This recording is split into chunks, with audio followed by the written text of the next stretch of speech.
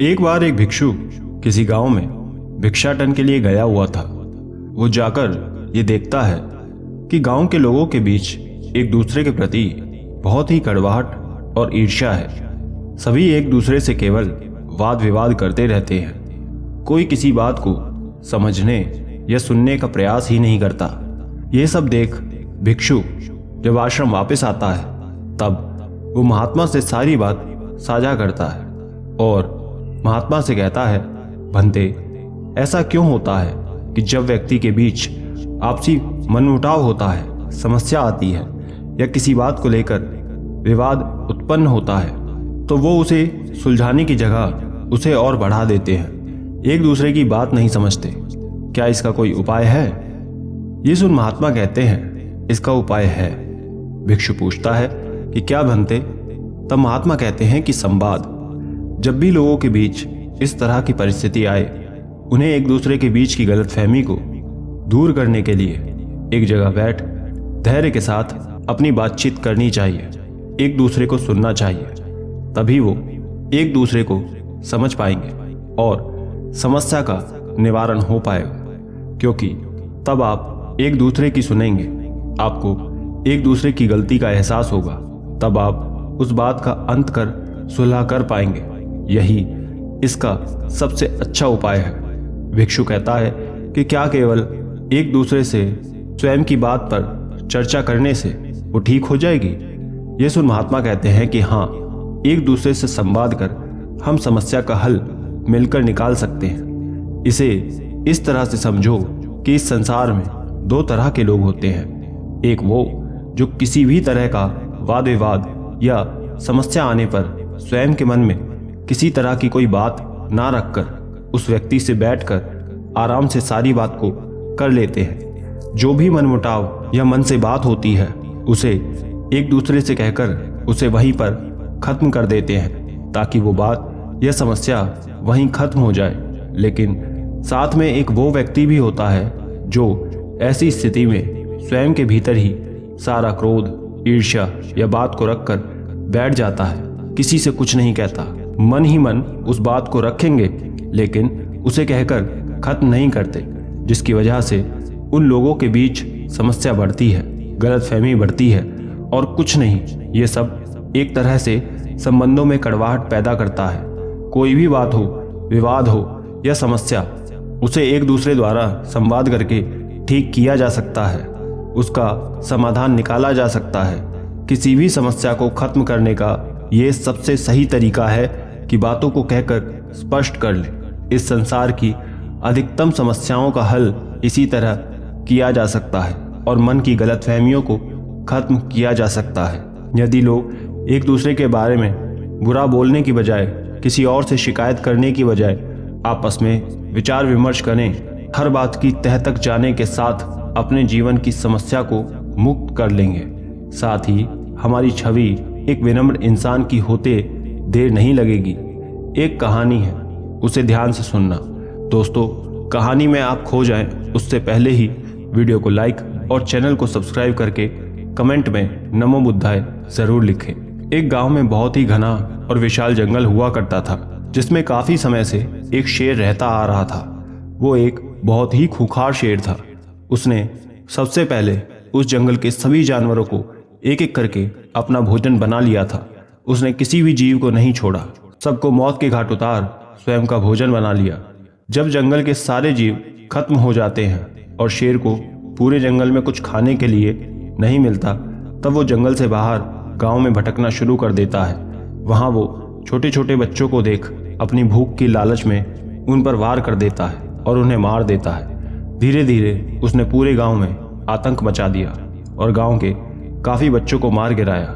गांव के लोगों में शेर का बहुत अधिक भय आ जाता है। जो भी शेर को देखता दूर से ही भाग जाता। गांव के लोगों ने घर के बाहर तक निकलना बंद कर दिया था।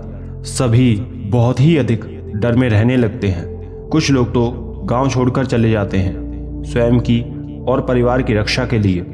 एक दिन उस गांव में एक बहुत ही प्रख्यात महात्मा का आगमन होता है। वो बहुत ही तेजस्वी महात्मा थे, सभी उन्हें बहुत ही मानते थे। दूर दूर तक उनका तेज था। वो स्वयं के प्रवचनों, ज्ञान, स्वभाव विभिन्न भाषाओं के लिए जाने जाते थे। उन महात्मा को कई तरह की भाषाओं का ज्ञान था। वो हर किसी से उसकी भाषा में बात करके उसे समझ उत्तर देने में सक्षम थे। जब वो महात्मा उस गांव में भिक्षाटन के लिए पहुंचते हैं तो वे देखते हैं कि उस गांव में बहुत ज़्यादा सन्नाटा सा छाया हुआ है। कोई भी बाहर गांव में नहीं दिख रहा। आलम यह था कि कोई पशु तक भी बाहर नहीं रहता था। महात्मा थोड़ा आगे बढ़ जाते हैं और एक घर के बाहर जाकर भिक्षा मांगते हैं। एक व्यक्ति महात्मा की आवाज़ सुन द्वार पर आता है और उन्हें भीतर आने के लिए कह देता है। महात्मा भीतर जाते हैं और देखते हैं कि उस व्यक्ति ने स्वयं की गाय को बांध रखा है। व्यक्ति भिक्षा लाकर उसके पात्र में डाल देता है। तब महात्मा उससे पूछते हैं कि पशु को खुले में रहने की जगह यहाँ भीतर क्यों बांधा है, उसे बाहर छोड़ो। ये सुन गांव का व्यक्ति कहता है कि इस गांव में कुछ भी बाहर रखना सुरक्षित नहीं है। किसी का भी बाहर रहना सुरक्षित नहीं है गुरुदेव। यहाँ तक कि आप भी अब आगे ना बढ़ें, किसी अन्य जगह या भिक्षाटन कर लें, अन्यथा यहाँ आपकी जान भी जा सकती है। ये सुन महात्मा कहते हैं कि आपके कहने का अर्थ क्या है। तब व्यक्ति महात्मा को शेर की दहशत के बारे में बताता है कि कैसे उसने पूरे गांव में दहशत फैला रखी है। पूरी बात सुन महात्मा उस व्यक्ति से पूछते हैं कि शेर किस तरफ है।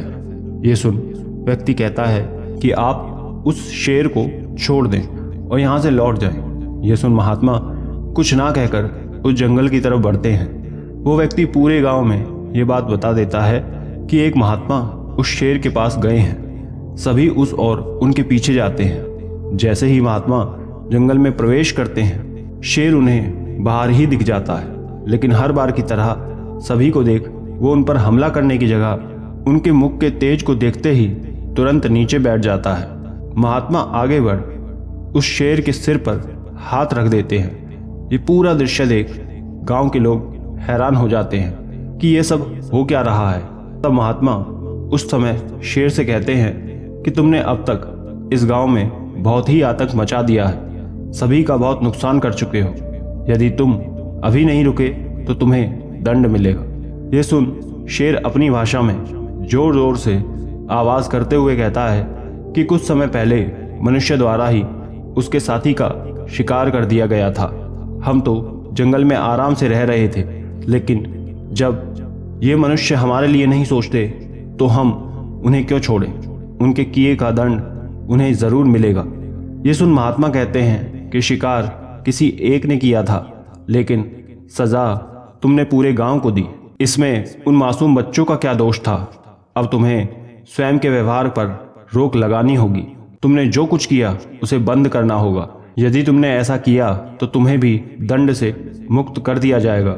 यह पूरा संवाद पशुओं की भाषा में चल रहा था, जिसे गांव के लोग नहीं समझ पा रहे थे, लेकिन महात्मा और शेर आपस में एक दूसरे के हर शब्द को समझ पा रहे थे। महात्मा शेर से अंत में उसके सिर पर सहराते हुए कहते हैं, यदि तुमने अभी भी स्वयं की इन सब हरकतों पर रोक लगा ली तो तुम्हें मोक्ष निश्चित ही मिलेगा, वो भी इसी जीवन में। शेर पर बहुत प्रभाव डाल देते हैं। महात्मा के मुख का तेज इतना तेजस्वी आकर्षित होता है कि शेर भी उससे स्वयं को नहीं बचा पाता और वो उनकी बात को मान जाता है। और शेर और महात्मा के इन संवाद द्वारा गांव वालों की बहुत बड़ी समस्या दूर हो जाती है, जिससे वो अब तक जूझते आ रहे थे। शेर वापस महात्मा से ये कहकर कि किसी को परेशान नहीं करेगा जंगल में चला जाता है। जब महात्मा और गांव के लोग वापस गांव में जाते हैं तब महात्मा उन्हें भी समझाते हैं कि उन्हें किसी भी जीव का शिकार नहीं करना चाहिए था। जो जीव जहां रहता है उसे वहीं सुरक्षित छोड़ देना चाहिए। मनुष्य की एक गलती की वजह से सभी को उसका दंड सहना पड़ा। महात्मा की बात सुन वो सभी उनसे आगे ऐसी भूल ना होने का वचन देते हैं। उसके बाद वो व्यक्ति महात्मा से कहता है कि आपने उस शेर से क्या बात की कि वो मान गया। तब महात्मा सभी को समझाते हैं कि मैंने उससे कुछ भी विशेष बात नहीं की, बस दोनों पक्ष की बात सुनी और समझाई।